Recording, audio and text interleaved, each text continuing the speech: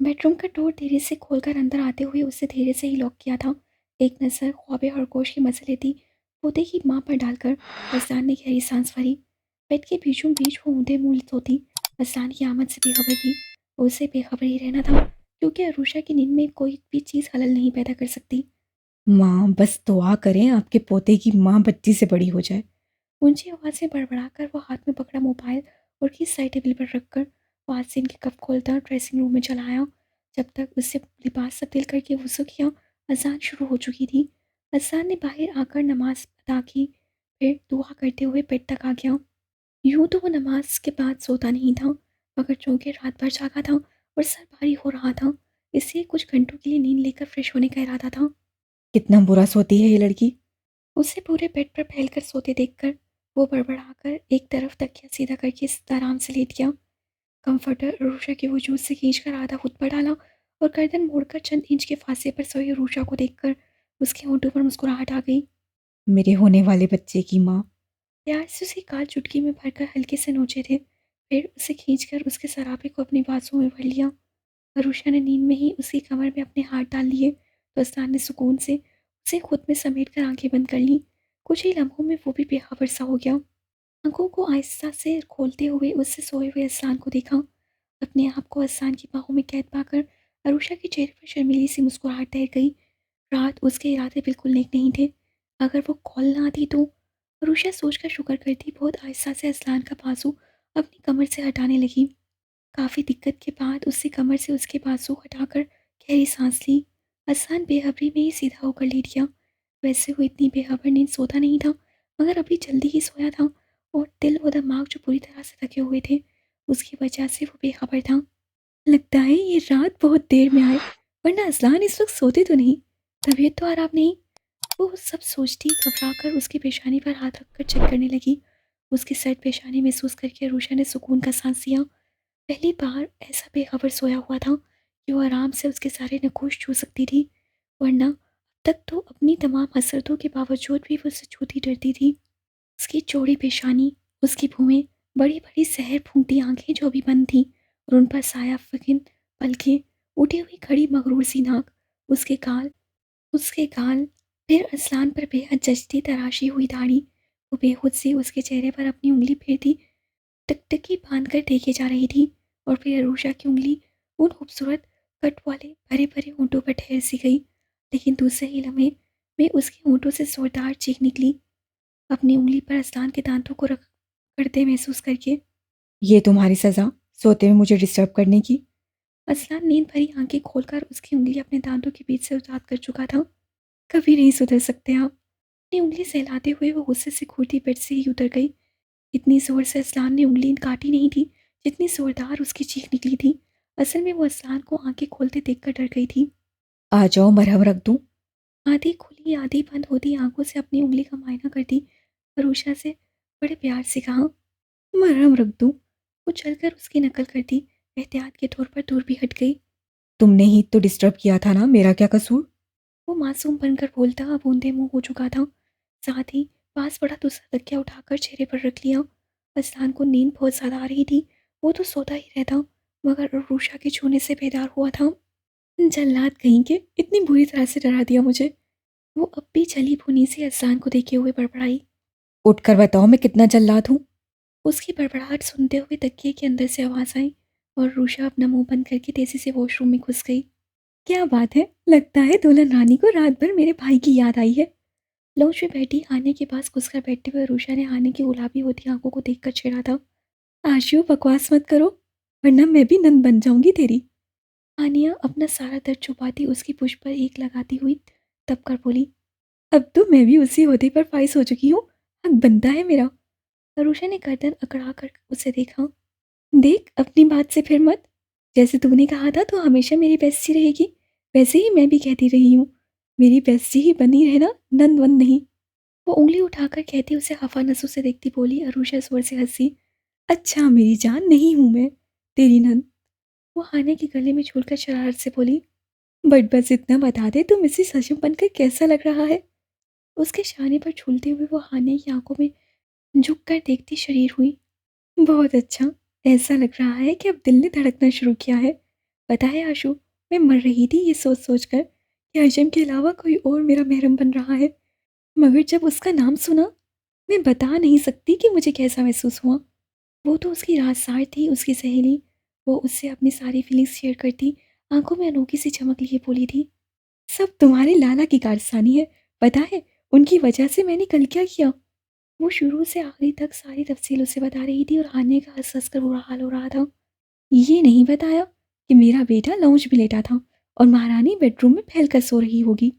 एक तो जब भी वो गला फाड़ कर बोलती है, सासू माँ जाने कहाँ से सब सुनकर उसकी खबर लेने पहुंच जाती थी। अब भी उनकी बात पर रूषा जो जोश जोश में सब हानिया को बता रही थी, उसकी जुबान में ब्रेक लगे थे। और हानिया की हंसी में चुप क्यों हो गई और बताओ। माँ जी उन दोनों को घूरती तंसिया बोली, जी मुझे क्या पता था कि असलान लॉन्च में थे। कॉल सुनकर तो बाहर जाने का बोले थे। रुषा होले से बोलते हुए आराम से गोद में पड़ा दुपट्टा शानों पर फैलाया, कहीं उसी पर न बोल दे कि दुपट्टा लेने की भी तुमीज नहीं। हाँ तो तुम्हें जागना चाहिए था, पता रखना चाहिए था कि वो कब आया कब क्या। वो इस बार जरा सा नर्म होकर समझाते हुए उसे देख रही थी।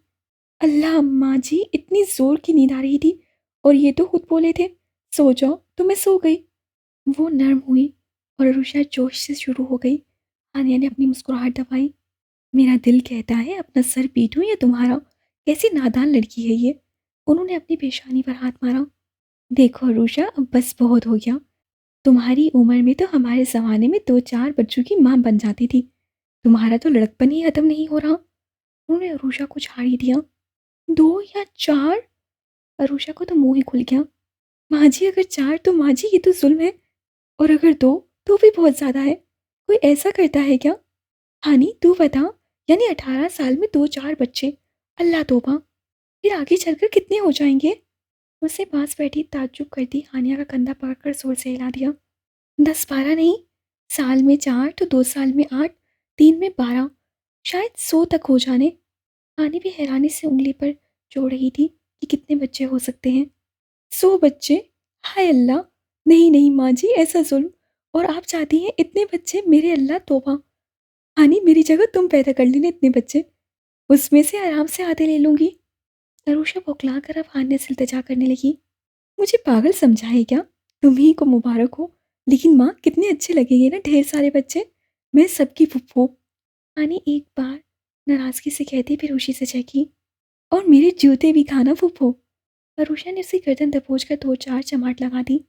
चुप, एकदम चुप। इससे पहले हानिया भी जवाबी कार्रवाई करती, उनकी उटपटांग बातें सुन सुनकर माँ जी का खून खोल गया। वो गुस्से से दोनों पर चिल्लाई। वो दोनों फौरन सीधा होकर अच्छी बच्चियों की तरह बैठ गई। मुझे तुम दोनों ने पागल समझा है। अल्लाह कैसी अकल से पैदा लड़कियां हैं ये। अरूषा और हानी, आइंदा ऐसी बकबक सुनी ना तो जुबान को तोड़ूंगी। कोई लिहाज ही नहीं बड़े छोटे का। उन्होंने अच्छे से दोनों को डांटा था। खुद तो सारे लिहाज भुलाकर मुझे समझाया करती हैं, उसका क्या। वो झुक कर हानिया से सरगोशी में बोली। हानिया ने बड़े जोरों से उसके बाजू में चुटकी काटी। वो बिलबिला कर दूर हटी। माँ हूँ तुम लोगों की, इसीलिए समझाती हूँ। अजान भी मर्द है और मर्द को मोहब्बत के साथ औलाद से भी बांधा जाता है, इसीलिए समझाती हूँ। नादानी छोड़कर अब प्रैक्टिकल जिंदगी में कदम रख लो। आया समझ में? उन्होंने इस बार रूषा के सर को पकड़कर हिला दिया। चीज समझ गई। वो जोर जोर से सर हिलाने लगी। क्या समझी? उन्होंने दांत पीसे। यही कि औलाद मर्द को रस्सी से बांधती है और फिर वो रस्सी तोड़वा के भागेगा नहीं। और फिर, मगर माँ जी, मर्द क्या जानवर होता है जो रस्सी से बांधा जाए? वो भी तो इंसान का बच्चा होता है। बांधने की क्या जरूरत है? आज़ादी देने में क्या हर्ज है? मोहब्बत अगर होगी तो हमेशा आपसे मोहब्बत करेगा। अगर मोहब्बत ही नहीं, तो फिर उसके बांध कर रखने का फ़ायदा ही क्या। अरुषा ने अपनी तरफ से बड़ा अच्छा फलसफा बयान किया था, मगर माँ जी को तो पतंगे ही लग गए थे। मैं तुम्हें अपने बेटे के साथ हंसता बोलता खुश देखना चाहती हूँ, और तुम मुझे बैठकर सकरात बकरात की जानशीन बनकर फलसफा सिखा रही हो। आज सच में तुम्हारी जुबान न काट ली तो मैं भी तुम्हारी सास सही। उन्हें अपनी इतनी अच्छी बात पर भड़कते देखकर रूषा को वहां से रफू चक्कर होने में ही भलाई लगी थी। वो अपना दुपट्टा संभालती सर पर पैर रखकर भागी थी। मेरे लिए यही बेवकूफ़ बहू रह गई थी। वो अपना सर पकड़कर उसकी ही छोड़ी जगह पर बैठी थी। आशु बहुत मासूम है ना माँ। आना की मोहब्बत उमटी। मासूम की बच्ची, भागो तुम भी यहाँ से, वरना तुम्हारी भी खबर लेती हूँ मैं। वो बुरी तरह से भड़की तो हानिया भी जल्दी से उसी तरफ भागी थी इधर अरूषा भागी थी। असलान चेहरे पर सख्त आंसू लिए अपनी कार से नीचे उतरा था। आंखों पर ग्लासेस लगाए हुए उसने उस हॉस्पिटल का नाम पढ़ा। यही हॉस्पिटल माँ और चाची ने बोला था। हॉस्पिटल की शाहराह पर तेज तेज चलते हुए उसके अंदर क्या चल रहा था असलान मीर के चेहरे से बता पाना बहुत मुश्किल था। इस वक्त वो सपाट चेहरे के साथ हॉस्पिटल के अंदर दाखिल हुआ था। रिसेप्शन पर बैठी लड़की से एडमिट होने वाले पेशेंट का रूम पूछा। वो मजबूत कदमों से उधर ही बढ़ा था जहाँ वो मरीज उस वक्त था। आगे बढ़ते हुए लंबे कॉरिडोर में ही उसे माँ जी और चाची मिल गई थी। उसे देखते ही माँ जी लपक कर उसके पास आ पहुंची। असलान, कुछ बोलते बोलते वो चुप हो गई। अब वो क्या बोले। असलान ने बस एक नज़र उन्हें फिर बेतहाशा रोती चाची को देखा। वो भी हॉस्पिटल चेयर पर बैठी हुई थी। वो गहरी सांस भरकर उनके करीब ही बैठ गया।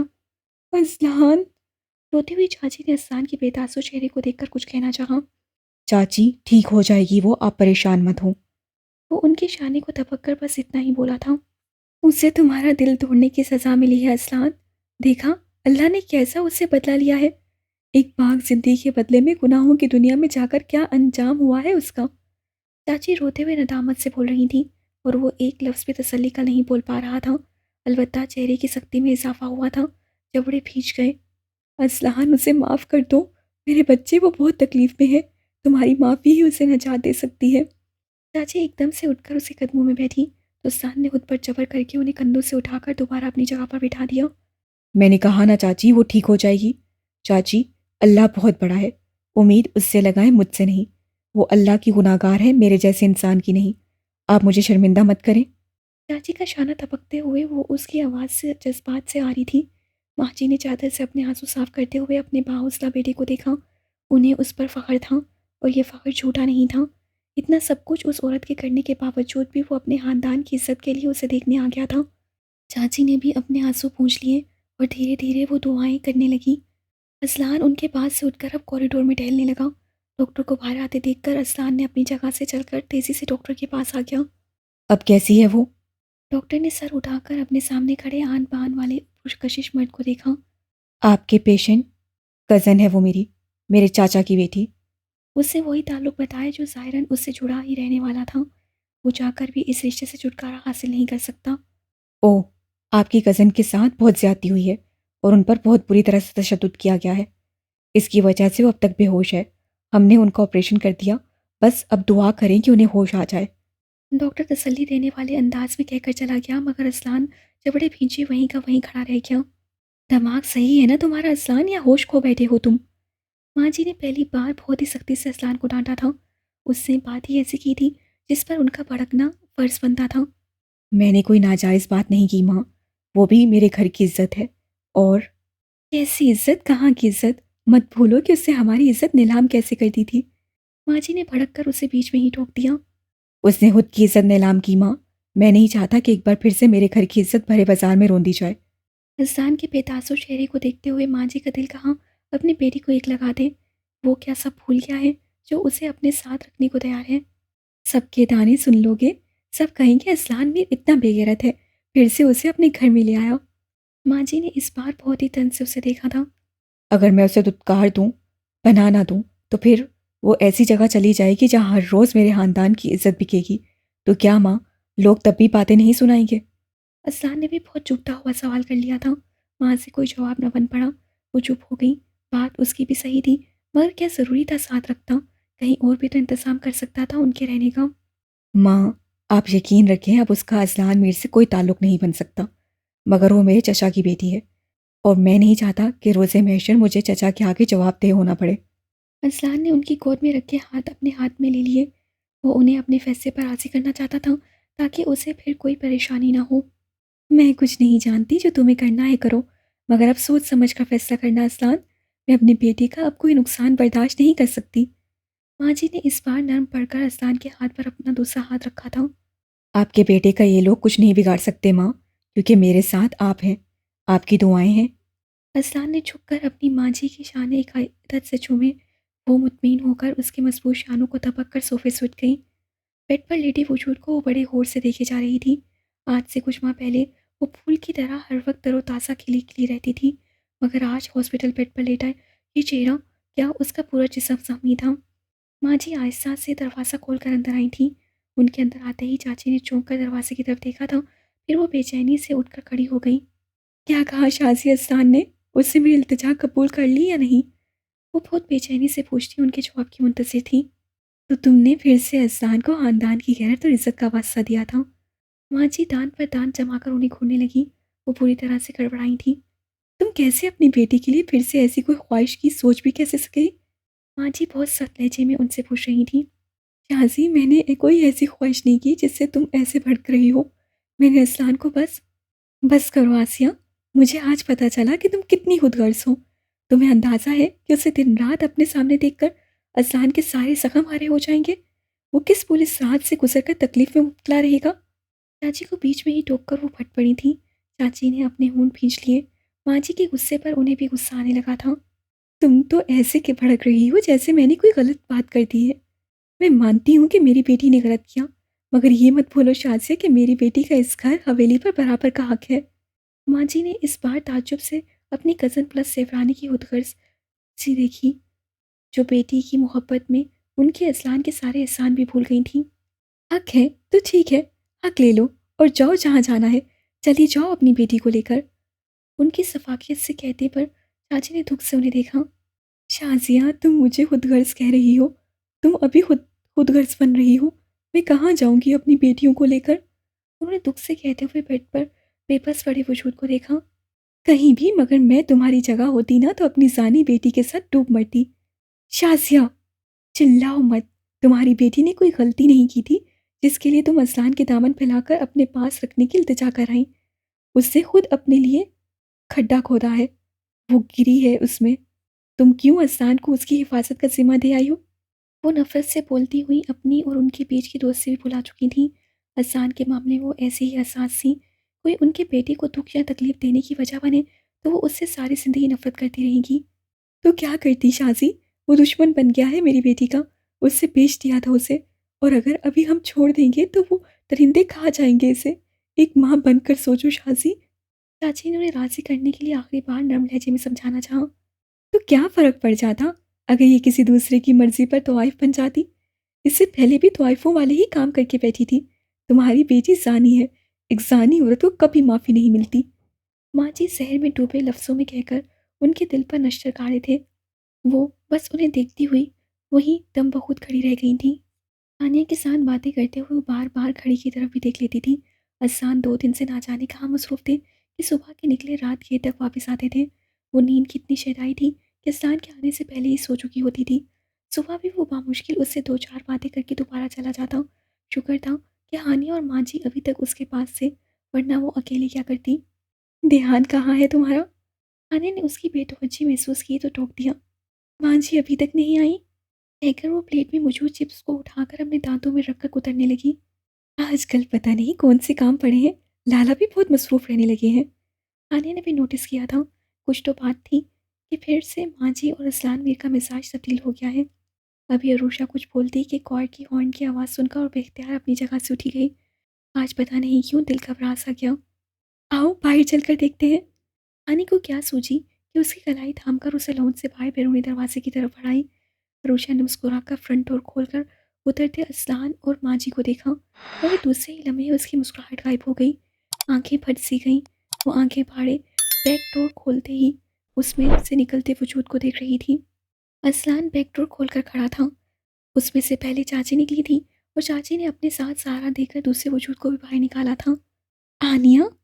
आनिया भी शौक से चाची के सहारे से निकलती आनिया मीर को देख रही थी। अरूषा कुछ नहीं देख रही थी। वो बस असलान मीर को देख रही थी, जो सपाट चेहरे के साथ बैकडोर खोले उसके निकलने का मुंतज़िर था। आनिया बामुश्किल अपने पैरों पर खड़ी हो सकी थी। हरी हरी घास वाले फर्श पर पैर रखते ही उसके पैर बुरी तरह से लड़खड़ाए थे और वो गिर पड़ती कि उसने कार का डोर थामे असलान मीर के पासों पर अपना हाथ रख दिया। ये मंजर देखकर अरूषा तेजी से मुड़कर वहां से भागी थी। असलान ने एकदम से अपना हाथ खींच लिया। आनिया गिर जाती के साथ खड़े चाची ने उसे थाम लिया। ये सारे मंजर देखती माँ जी की पेशानी पर हजार पल पड़ गए। आप लोग अंदर चलें। असलान सर्द आवाज में कहकर मुड़कर अंदर की समेत बढ़ गया। लाला ये आनिया जो शौक वाली कैफियत में थी उसके पास आते ही बेताबी से पूछ बैठी। अंदर चलो चुपचाप। सख्ती से उससे बोलकर वो अंदर चला गया तो आनिया कुछ भी नहीं समझते हुए उसके हुक्म के मुताबिक उसके पीछे थी। अपने बेडरूम में आते ही उसकी बेचैन नज़रों ने उसे चारों तरफ ढूंढना शुरू किया था। वो बेडरूम में कहीं नहीं थी। असलान ने रूशा की आंखों में आनिया को देखकर उतरती वहशत देख ली थी। वह रूशा के साथ की इस तरह के बारे में अच्छे से जानता था, इससे वह परेशान हो चुका था। कहाँ चली गई ये बेवकूफ़ लड़की? मुझे कुछ कहने का मौका तो देती तुम। हथेली पर मुक्का मारकर सोचता उसे घबराकर पहले बेलकुनी फिर वॉशरूम में ढूंढकर दोबारा रूम में आ गया। कहाँ जा सकती है? अपनी पेशानी उंगलियों से मसलते हुए परेशान से इधर से उधर टहल रहा था। हसन को इतना तो मालूम था वो बंगले के अंदर ही है, अगर बेडरूम में नहीं तो फिर कहाँ गई। शोर मचाकर किसी को मतवजा नहीं करना चाहता था कि अरूषा का आन्या को देखकर क्या हाल हुआ है।